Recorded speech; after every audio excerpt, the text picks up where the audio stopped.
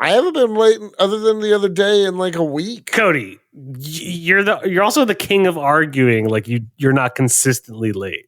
Listen, you're both always fucking late. Like, what's That's the argument true. to be had? You and me Jake, are always on here first. Oh, get out of here, Jake. If we say 9 o'clock, I'm the first one here. So let's don't listen. All I'm saying is you're both late all the time. So you think you can't complain to. I'm the only one allowed to complain about late. But you think I'm not complaining late as Cody? Yeah.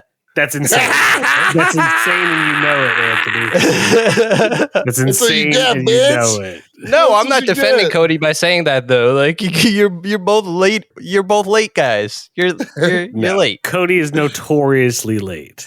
I am not. Cody, your own friends say that. Yeah. What are you guys? Are you not my friends? I'm not your friend, dude. Are you kidding?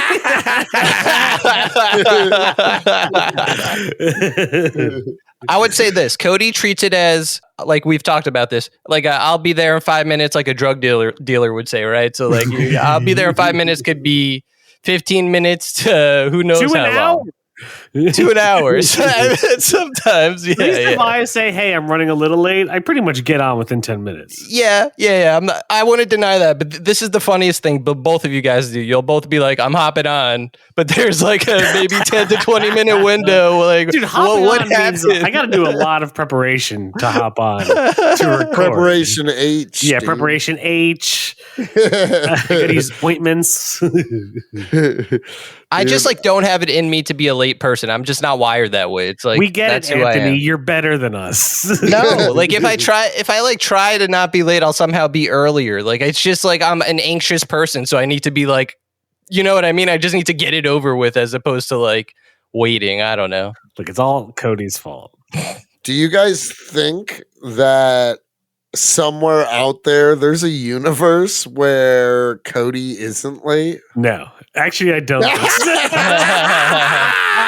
Fuck you, dude. I think in every universe you get like later and later and later. This is actually our best case scenario for Cody. Dude, that's fucked up. I mean, yeah. You could fuck with the Clock King. Like every time he would try to plan something, like you'd never show up from Batman. Yeah. No, I know. More like the Cock King, dude. Hey. That's what they call me. Cody, the Cock King Cannon.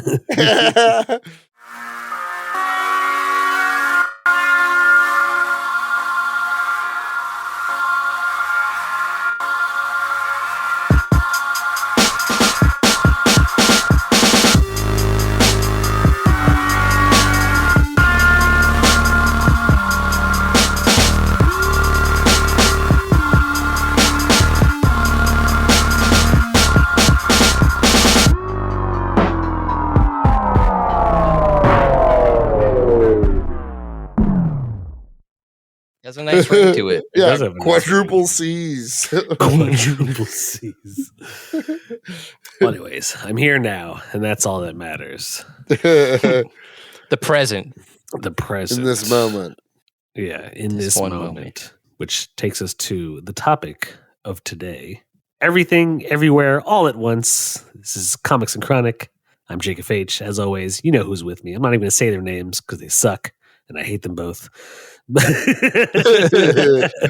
Anthony Anacho, Cody Whitlock Cannon. This movie was sick. Actually, like, was not what I thought it was going to be. I mean, I thought it was going to be, like just an action movie. It was almost like, dude, it was super endearing. Yeah. Like, it's actually like, it's kind of about like generational trauma being passed down from like one person to another, especially in the eyes of like immigrants that people, because I have a few friends here like that are like Indian, and it's so important to their parents that they become something like a lawyer or a doctor, and they're disappointed when they choose things like, being a comedian or actor. So like, that's like what I took away from the movie. I was like, oh, it's kind of like low key that like it's her. She's disappointed in the fact that she didn't make the choices that she wanted to make in life, and she kind of took it out on her daughter. And she created a villain by doing it. Once again, toxic femininity was all over this movie. They go hand in hand with multiverses. Yeah, exactly.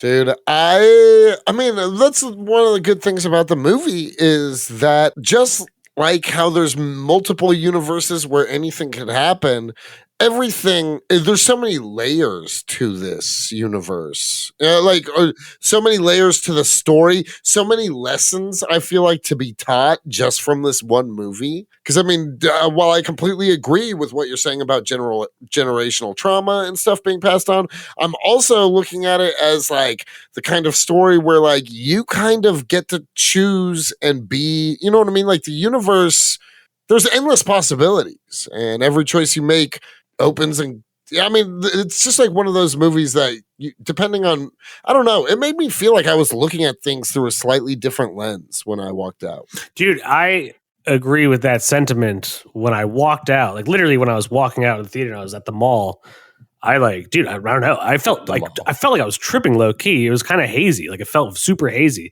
And I was like, dude, like what, is anyone here even real? Like it was just, I was in awe. I was so awestruck by the movie that I just sat there through the entire credits. And I was like, dude, that was nuts. There was one part towards the end that like really, really, really sucked me in. And it's when like there's like a 30-second long like montage of just her in every universe. And it's kind of just like flashing before you. Almost felt cool. Like the Willy Wonka like boat ride scene. But like I'm staring at it and I couldn't look away or even blink. I was like glued to the center of the screen. It was so amazing. Like, oh my God. Yeah. Did you know that this movie had only like 5 VFX artists? Wow. And it has some of the coolest visual effects I've seen in like movies. Like there's really cool practical effects and there's like really cool just like multiverse effects. What did you guys think of that? Yeah, all that shit was dope. Yeah, dude, it was, I mean, it was just insane. It really just like made me think. And honestly, like, like things that I struggle with in life, I walked out feeling clear about. And like, I almost just like felt, even though I do agree with Jake's sentiment about how I felt, almost like I walked out of, like I got the same epiphanies I get through a trip. I walked out of the movie feeling that way. Yeah, I felt very euphoric, like how you do post mushroom trip or exactly DMT trip. And while I agree with that, I felt more grounded and secure in myself after the movie somehow. It was so heartwarming, like truly a like touching family drama. It was one of the main elements in it. You know what I mean? Yeah. Did you guys see Turning Red by any chance? The Disney Pixar movie? No. I don't know if it's Pixar. But it dealt with a lot of the same themes, like the generational trauma. And it was an Asian family too. Well, yeah, it's a red panda, dude. Indigenous to Asia.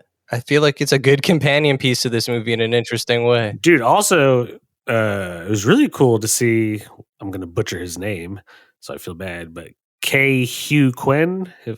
I sincerely doubt I'm pronouncing that correctly, but the dude who played, Ke Kwan.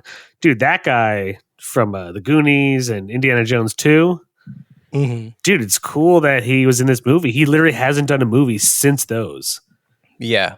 Like, that's crazy. And this is the movie he chose to come back for. Dude, and he was, to me, like, he was honestly the most heartwarming part about it. I felt so bad for him that his wife was such a bitch towards him. And he, like, loved it. He was my favorite character. Yeah, he was mine, too. I liked his philosophy. Even when he wanted a divorce, he, like, didn't really want it because he still loved her. But he was like, dude, you're not happy and you make me unhappy and feel unappreciated.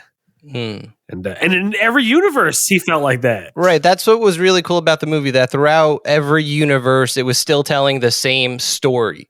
Like, it's still about these characters and how Evelyn and her husband are dealing with their marriage, how she's dealing with her relationship with her father to her daughter.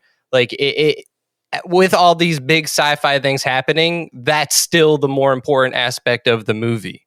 Mm-hmm. You know, everything connects to, like you were saying, that family trauma. And you know what's funny, that like we're talking about it, like there's a lot of dramatic parts of the movie, but it's also fucking hilarious. I thought the movie was really funny. But I knew that going in that it was going to be funny. What I didn't know and what caught me off guard and surprised me was how serious and like meta and dramatic it was. I knew it was going to be action packed and I knew it was going to be funny. But I wasn't awestruck by the humor. I was awestruck about how deep it was. Did you guys ever see a Swiss Army Man? No. Have you seen that, Cody? I fell asleep every time I tried to watch it. Not to any fault of the movie. I'll just say I always tried to put it on. Like one time I was really hungover. One time I was late at night. You know what I mean? It's never something I just like sat when I was in a position to really watch anything. Gotcha. I would highly recommend that movie. It's the same kind of thing. The whole like great mix of drama and comedy, but same directors. The directors, Daniel. They're both named Daniel, so it will be like directed by Daniels. Yeah. Did you notice that the Brewster brothers produced this? I don't know who those are, and no. Yes, you do know who they are. The Russo. The Russo brothers. I thought you said the Brewster brothers. Like, who the fuck are the Brewster brothers? The Brewster brothers. Endgame, Infinity War, Captain America Civil War. Never heard of it. Yeah. No. What? Community. Yeah. No, they did you notice they produced it? I was surprised when I saw their names. I didn't notice that, no. Yeah. But it was a pretty low budget movie. They might have produced it, but I don't think the movie had as much of a at least that's what the director said. They were like, you know, like I said, again, they only had like 5 VFX people and there were like 500 visual effects in the movie. That's pretty wild. Like everyone like edited the movie. Like it was made during the pandemic. So they were like editing it through like in their bedrooms. That's insane. But it doesn't seem like a low quality movie by any standard. You know what I mean? It's amazingly unique. It's still an A24 movie for sure. Mm-hmm. You know, the main character, they wanted Jackie Chan to originally be the main character. I believe it. Like it wasn't going to be Michelle Yeoh. Oh, he actually doesn't even live in America anymore. Do you know why? I think he had a rumble in the Bronx and he was like, I'm not going back there. No, he wanted to do more roles than the shit he was getting, but he kept getting typecast. Oh, like the nanny? What was that shit he was in? No, I just mean like they were going to give him like more type of roles like Rush Hour, where he's always the comedic Chinese karate relief character. He wanted to do more dramatic shit. And he moved to China. He does cinema in China now. He's like, you know, obviously huge over there and stupid wealthy. Yeah. Yeah, he's a great actor. He is way more than an action star. He also is a great singer. Like apparently he's also got some hits inside of him. Dude, he should be on Masked Singer. Jake, get him on. Like to see. Get him where? We're gonna get him on Masked Singer. Yeah.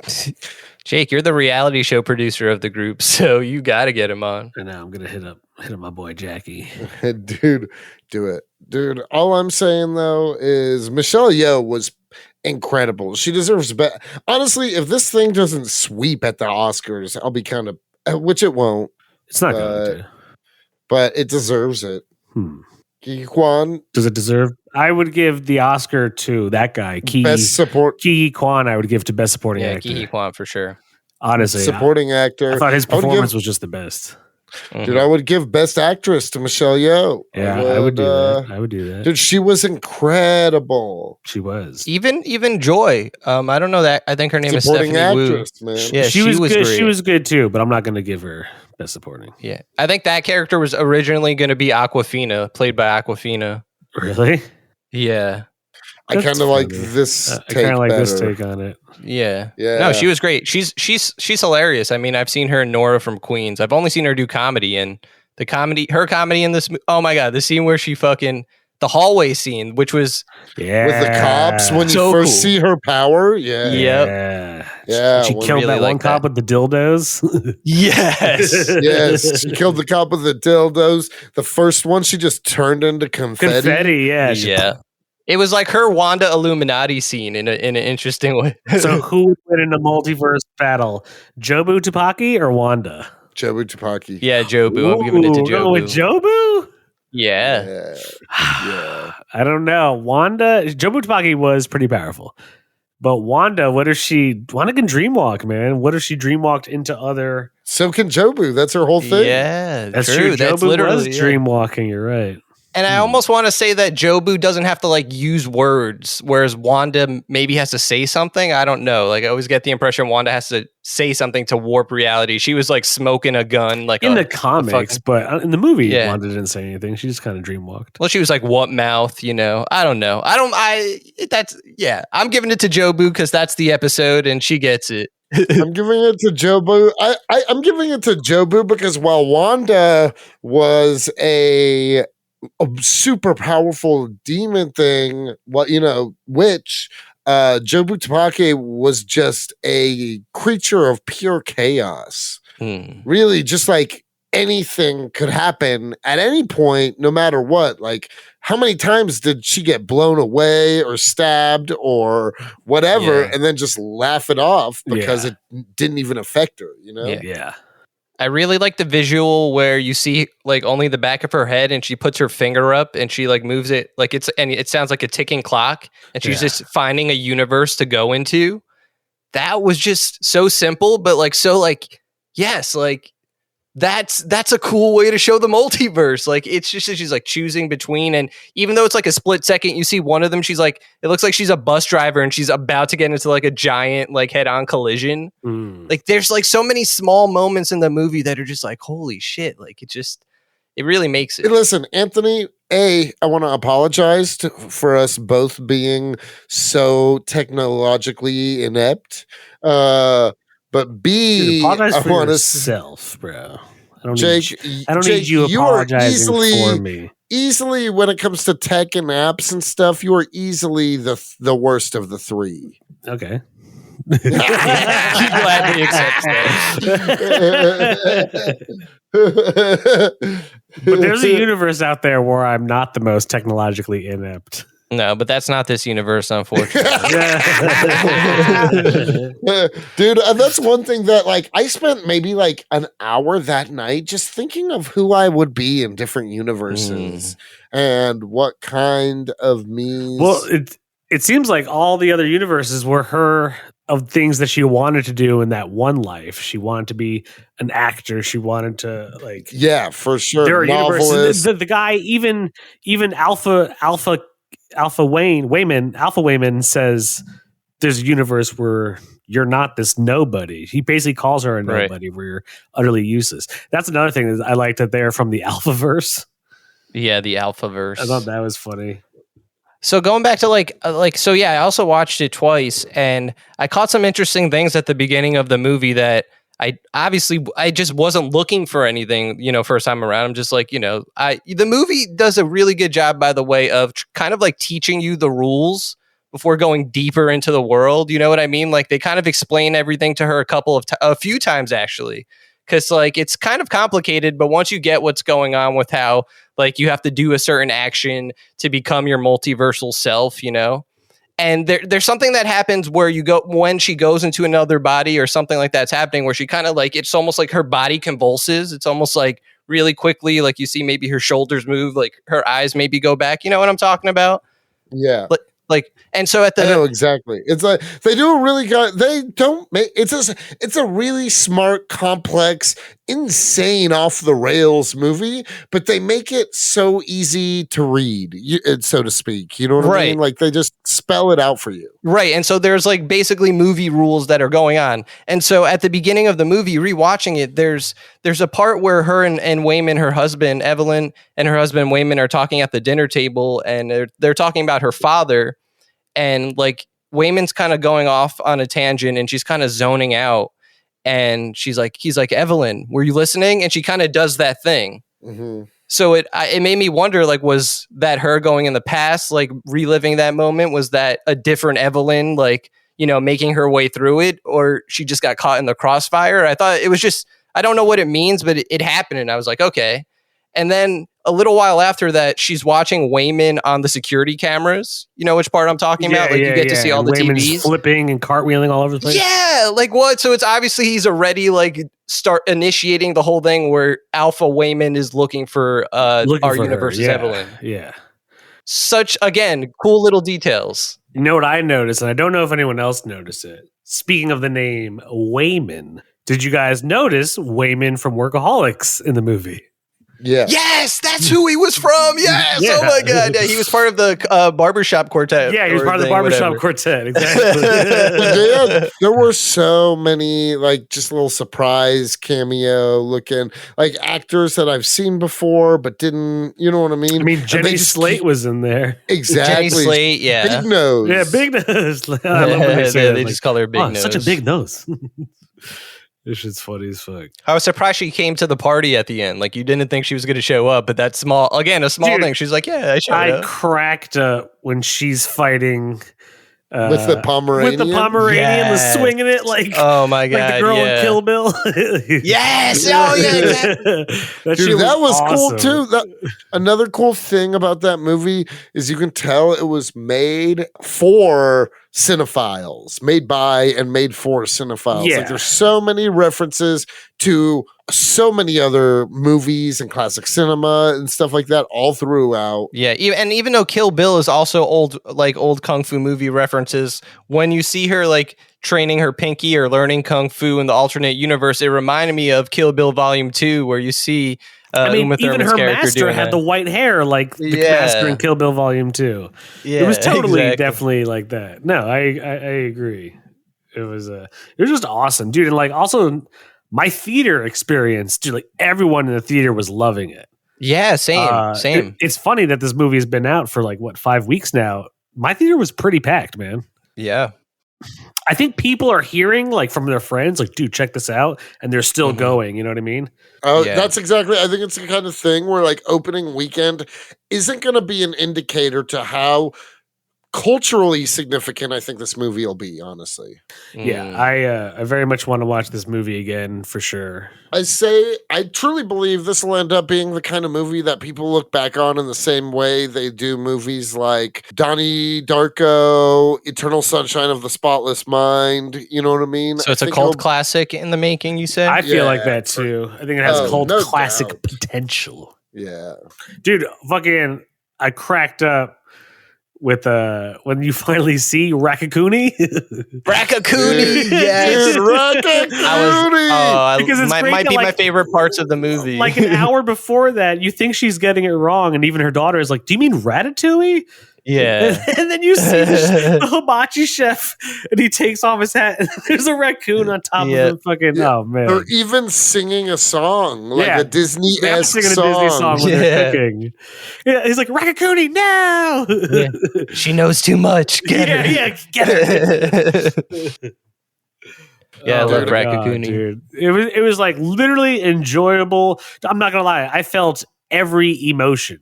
In watching that movie, I felt every single emotion. I felt anger. I was genuinely mad at like how shitty Evelyn was to her daughter and her husband. I was like, dude, you have such a doting husband, and like your daughter just wants to be accepted, and you're being such a fucking bitch towards them. Yeah. I felt joy. I felt sad. Dude, I'm not gonna lie. There was like literally a few parts where I like teared up. I was like, damn, dude, this is fucking It was weird because it got me to the verge of tears multiple times, but never once pushed me over. And I'm an easy crier in movies. That almost felt intentional. You know what I mean? Like, I cry really easily in movies. You're saying the movie was edging you, Cody? Ooh, oh, yeah. Emotionally edging. Emotionally edging. Yeah, dude, it was emotionally edging in the best way. Dude, it was. Dude, see, for me, it didn't edge me. I full on climaxed via tears. For me, it was just emotional edging, but it felt intentional.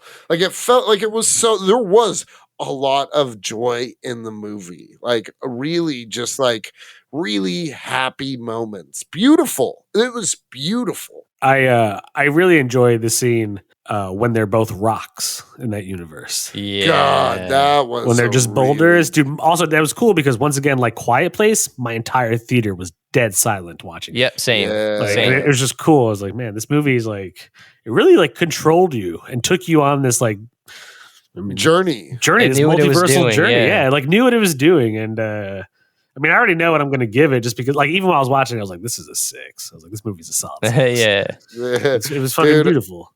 Yeah, I totally agree. It was so crazy because when I went to Shaky Knees, I saw a band and their concert kind of took me on a journey. And there was times when I was dancing like at a club almost. And there was times when I was holding my heart sobbing. And this, I went just like a week or two after that to see this and literally had a similar type of experience and was just like, wow, this is really like, I feel like I'm being walked through a story. Like I'm experiencing it like I know it was in a theater and it's just a movie or whatever, but I felt like I was like being walked through it personally almost. Yeah, I agree. It did a really good job at leading you by the hand. Yeah. through this Yeah. adventure. Because it's complicated. It's a complicated story. It is complicated. For how complicated it is, they really balanced out like the multiverse, their multiverse. I would say they almost handled the multiverse better than Doctor Strange. Yeah, absolutely. It's different. Don't get me wrong. So like to a degree, you cannot genuinely compare. But like, yeah, I was like, this is pretty solid. But it's just like with any like movie with like supernatural creatures or whatever. As long as you establish the rules, which they do, then that's it. Those are their rules, and they're concrete. They're pretty concrete rules. Like it makes like not everything in the movie makes sense if you're really like putting it to scrutiny. Like the way sometimes Wayman changes into people. Like it's a bit confusing at first, I guess. But really, you have to do something. What did you guys think about this? Like, I think my favorite scene for when someone has to transform into a multiverse self is when that security guard comes in and jumps on the trophy. Yeah, like asshole first onto the butt plug trophy. That was great. And then that other dude has like something else in his ass. Yeah, it's another trophy. Yeah.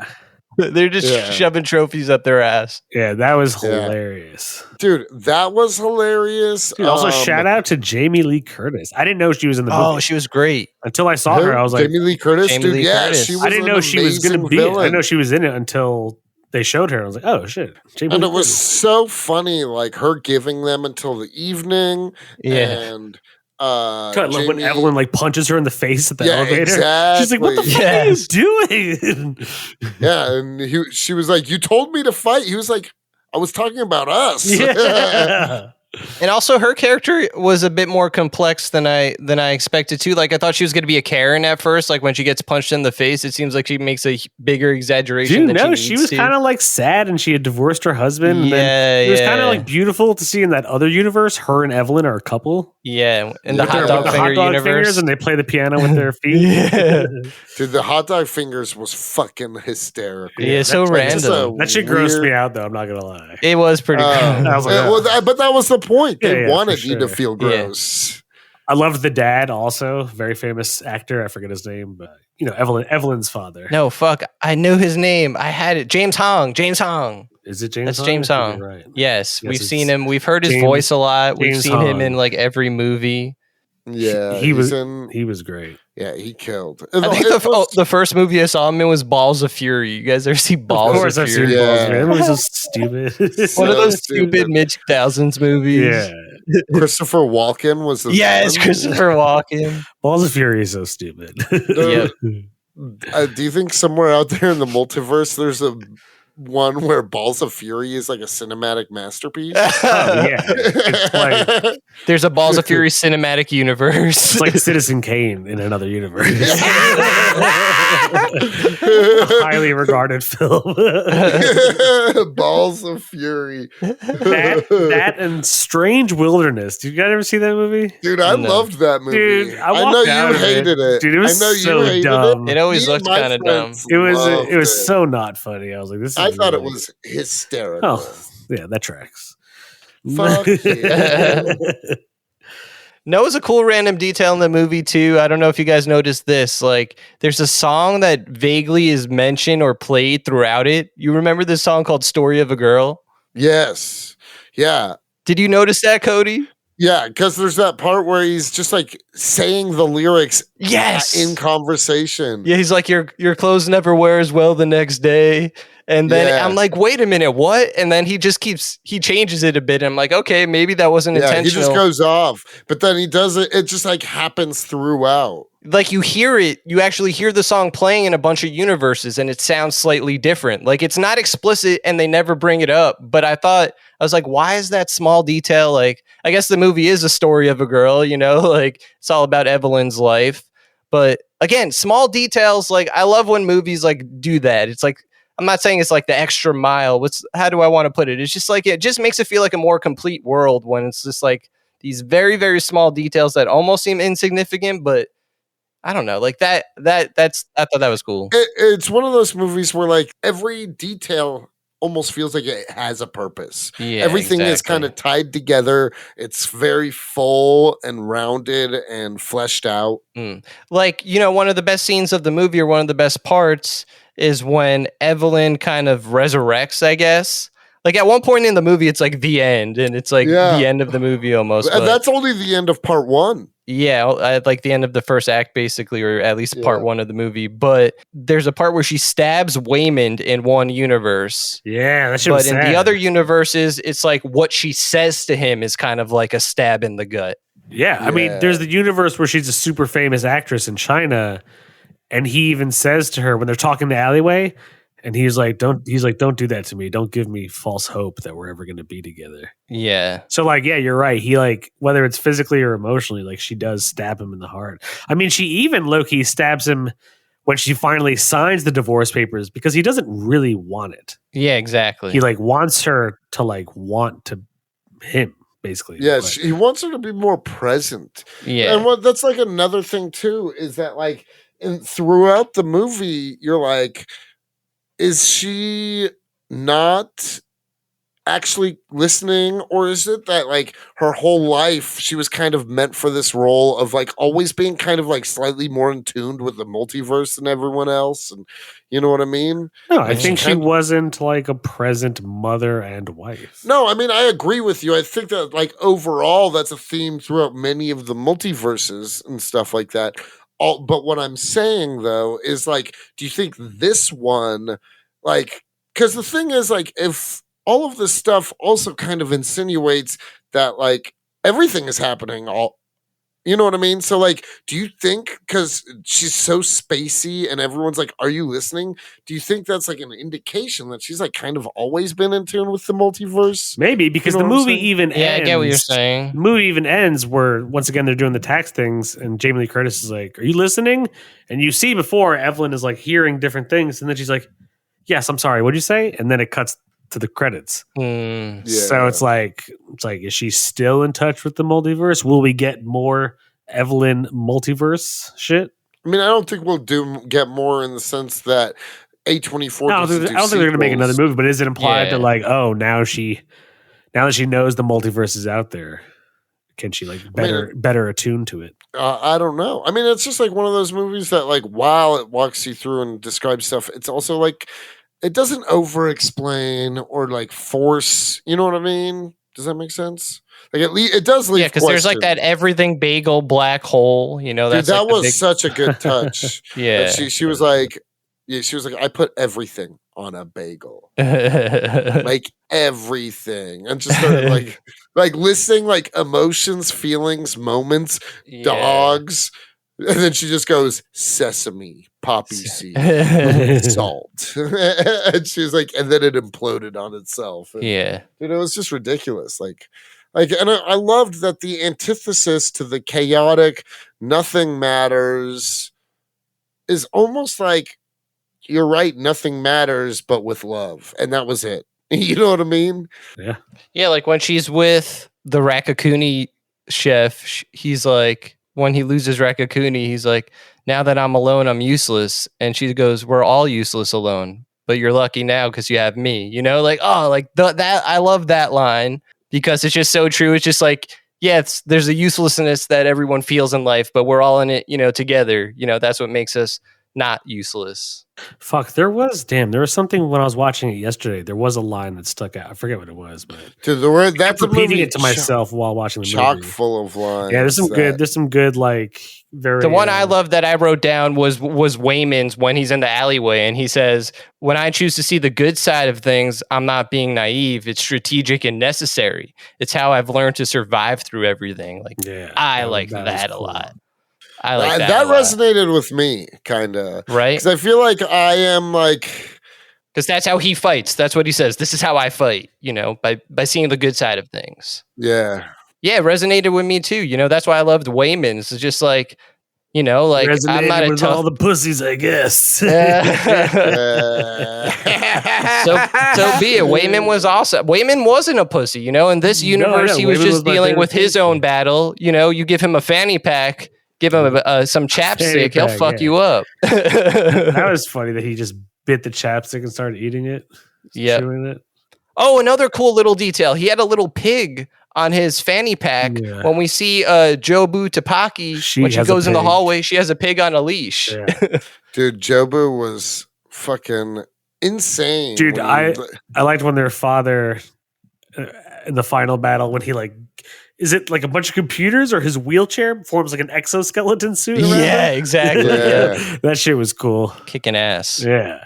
Dude, yeah, it just gets absolutely like you're just like, how can like it goes completely bonkers while still making it feel like a totally normal, acceptable movie. You know what I mean? Yeah. Like it doesn't it like if you were to it just like goes so off the rails, but in the most like guided, focused way. Yeah. Yeah, like I like how at the end when Evelyn kind of unlocks her powers, like I want to say she becomes the one.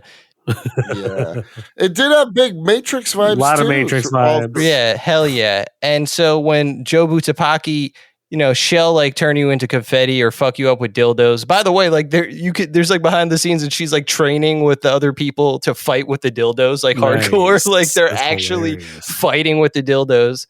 But like she uses her powers in really fucked up ways, whereas Evelyn, like she'll take you and like fix your life. She'll find the universe where your life was fixed or you got what you wanted, and she makes everyone happy. Like the dude where in one universe he's like into like BDSM shit, like he's getting spanked. Oh yeah, that's one of the directors of the movie. Oh really? Yeah, That's funny. but like she gives him what he wants, which was a spanking, and that like Yeah. stops him. Like it's hilarious. That's hilarious. Yeah.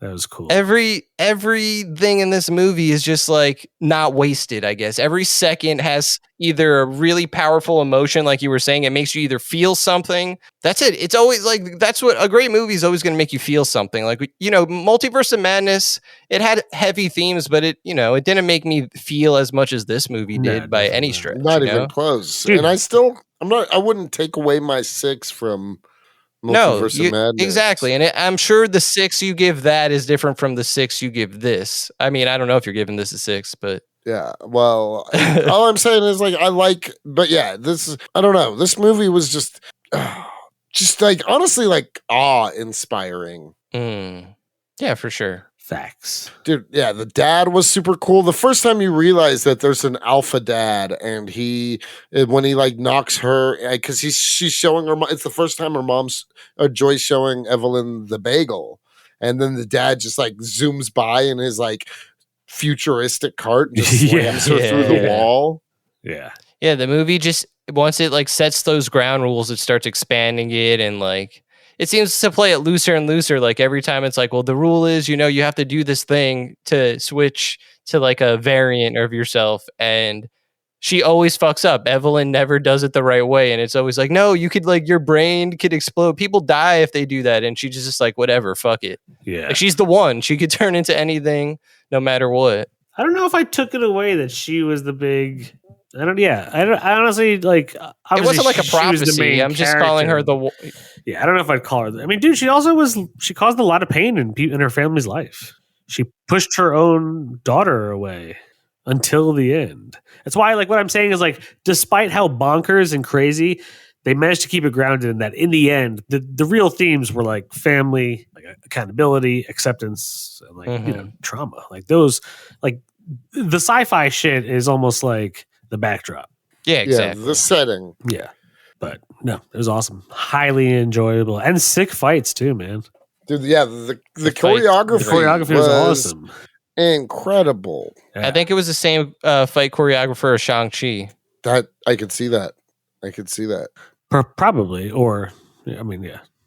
There's a lot of I don't want to fights in assume that Shang-Chi just because where they're both Asian movies. I'm not racist. No, there's a lot of fights in Shang-Chi where people jump asshole first onto butt plugs. It happens throughout the movie. Yeah. That was hilarious. It was just really touching. Like I really movie had heart. Had heart. Yeah, it was so like every character developed as the movie went on, but it was weird because it was like less of development and just showing every character having like slight differences in every universe. It was just wild. Wow. You heard? I don't think it is the same choreographer. Andy Cheng is the choreographer for Shang-Chi. He was maybe the stunt coordinator. He's in the movie. Just being racist. No, I was literally just watching behind the scenes. He was part of Shang-Chi. He might even play the dude that he's the silent like assassin guy in that movie that kind of trains him. You know who I'm talking about? And the face makeup.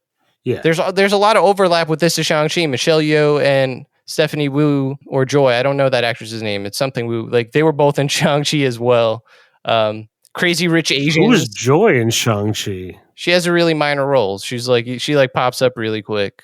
Oh no, she's at the restaurant when Shang-Chi they're it's like they go meet their friends that are like, oh, what do you guys do? Oh, you still have that job? Oh, she's their friend, yeah. Yeah. She's like in a suit, No, I know. I'm just telling like you, it's very not the same professional. fight choreographer. I just Googled it. It's Andy Chang. Again, there's like some overlap with stunt coordinator or something, but True. It's okay to admit that you're wrong, though. Anthony's gonna I just wait. I'm ready for the after the episode text when Anthony sends his evidence. yeah, exactly. I just Googled it. It's Andy Chang. It's not the same fight choreographer. Jake, it's gonna be over. He's saying he might have title wrong, but there's gonna be overlap. Okay, yeah. There's overlap. No, it's cool. The universes overlap. Yeah. There's universes where you're wrong too, Anthony.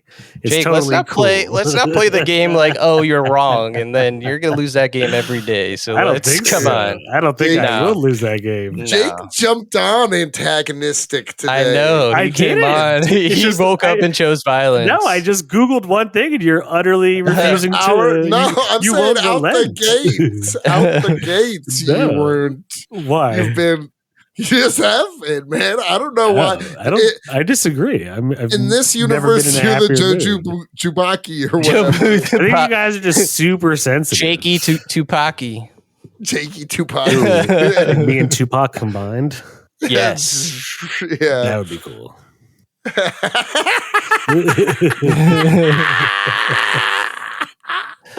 That's funny.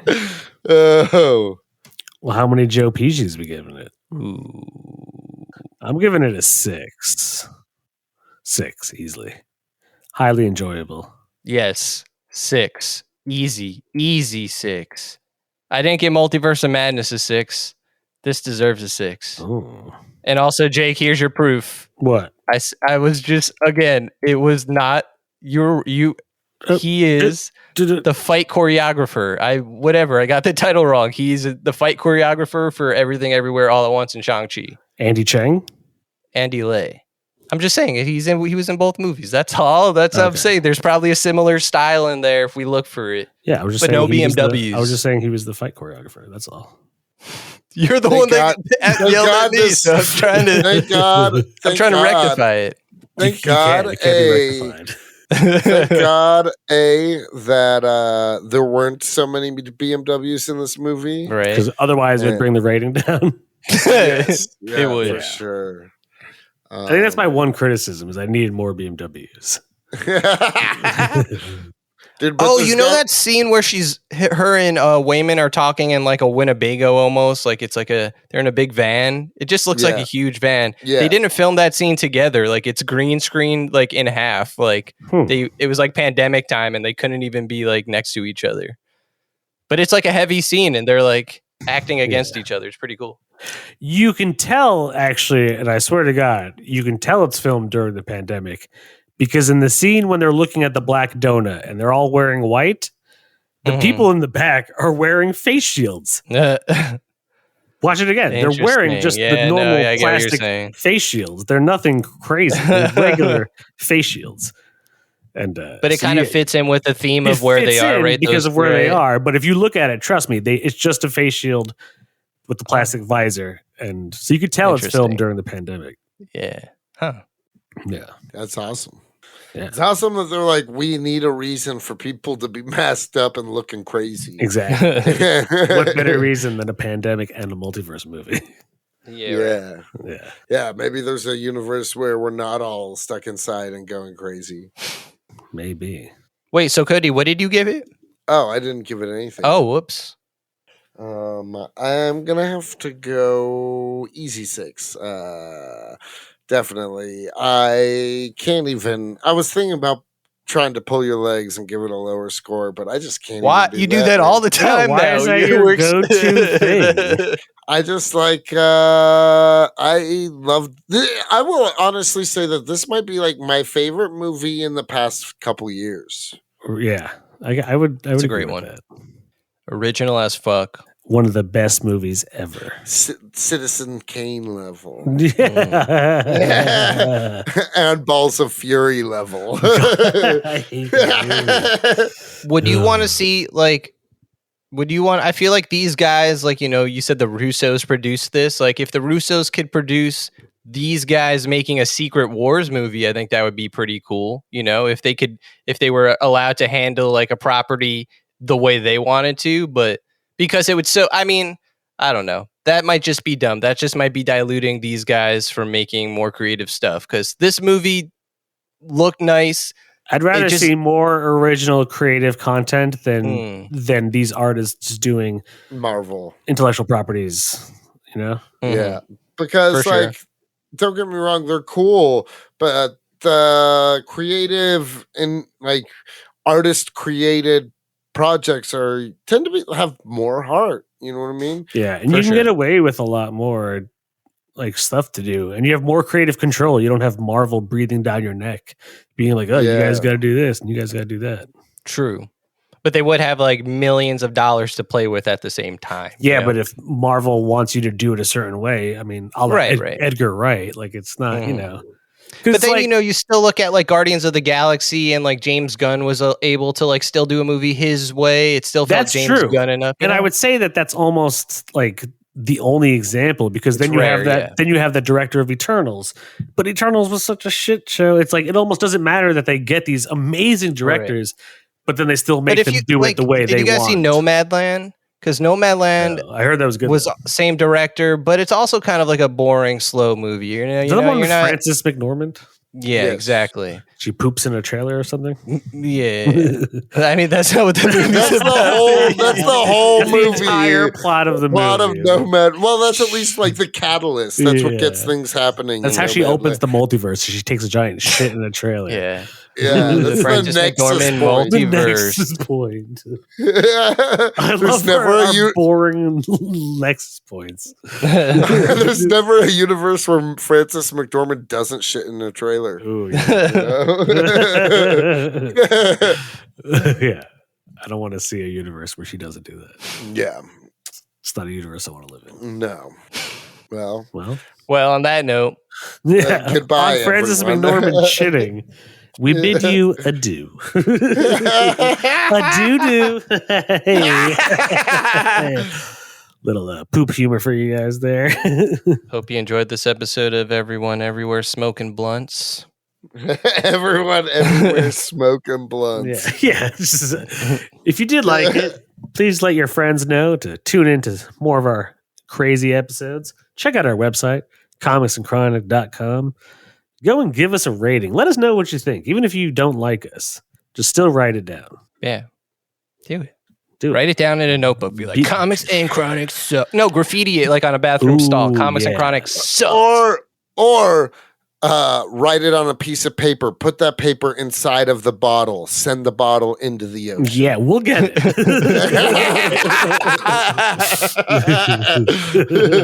We got Cody combing the 7 seas. Yeah. Cody and his kayak just out there. Yeah, just out there. Looking for bottles. Looking for messages. Message in a bottle. Christina. Yeah, dude. I thought you were doing the police song and singing it wrong. Yeah, wait. No. Wait. I got confused. I messed up. I was doing Christina Aguilera, but the police song is probably more prominent. You just invented a horrific, nightmarish mashup of Genie in a Bottle and Message in a Bottle. You're right, I did. Dude, and then like a door kicks down and there's like some freak Sting Christina Aguilera hybrid. Hey, what have you done? I'm like,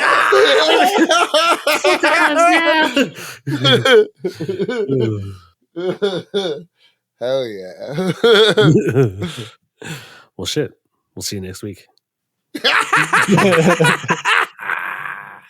Hi, you're listening to Comics and Chronic, and I'm Jake FH. I'm Cody Cannon. And I'm Anthony Iannaccio. And you can tune in every Thursday to hear new episodes of Comics and Chronic. And make sure to follow us on Instagram and Twitter at Comics and Chronic. That's Comics, the letter N, Chronic. We'll see you guys next week. Woo! Peace.